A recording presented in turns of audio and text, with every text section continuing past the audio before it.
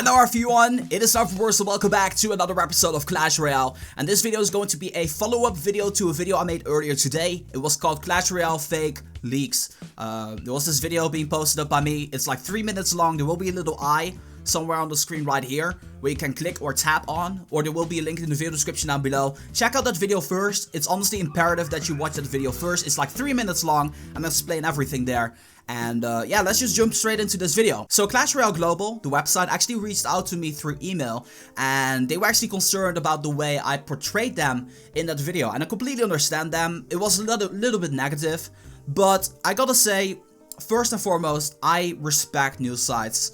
I respect people who take their, especially because they don't get paid for providing us with this information, they still go out of their way to create these articles, to make it interesting for us, to gain traffic, and to inform us, the Clash community, about the whereabouts of certain things that are happening inside of the game. And in this particular case, those leaks that we talked about, right? I also think that as a news source, you should hold the responsibility to provide your viewers or your readers with the right content. And if you would have looked into your previous stuff in which you announced the update and you compare it to these leaks, you would easily understand and know that these leaks are all Photoshop, because it's like clear as day, right? We already concluded that in that video. Conclusion of that, I feel it's understandable that you want to bring the news, but make sure you bring the right news, because, you know, in the end, because of your news source, YouTubers who blow things way out of proportion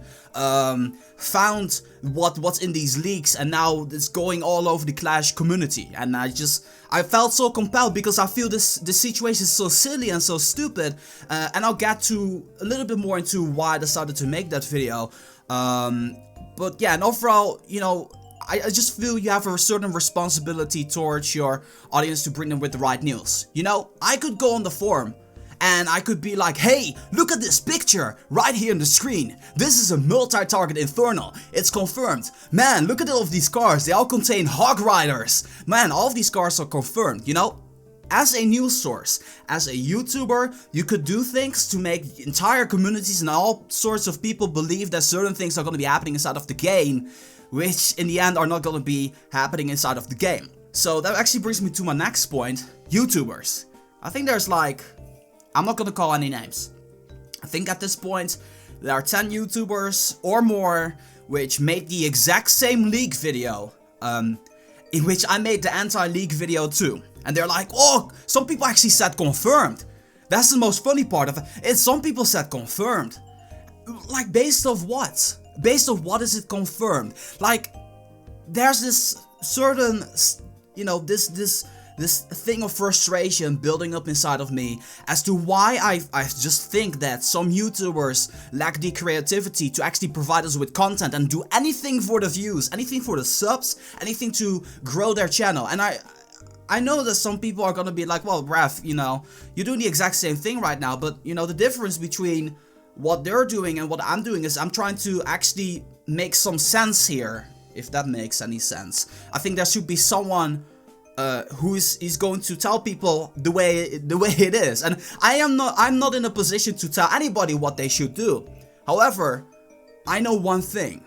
I currently have 105,314 subscribers. I know for a fact that there might be a chance that any of those people are gonna be viewing my videos, and I feel that because of that, I hold a responsibility towards my audience that I feel I should be telling them the truth. Because how credible of a source will you be if you keep telling people lies every single time, over and over and over?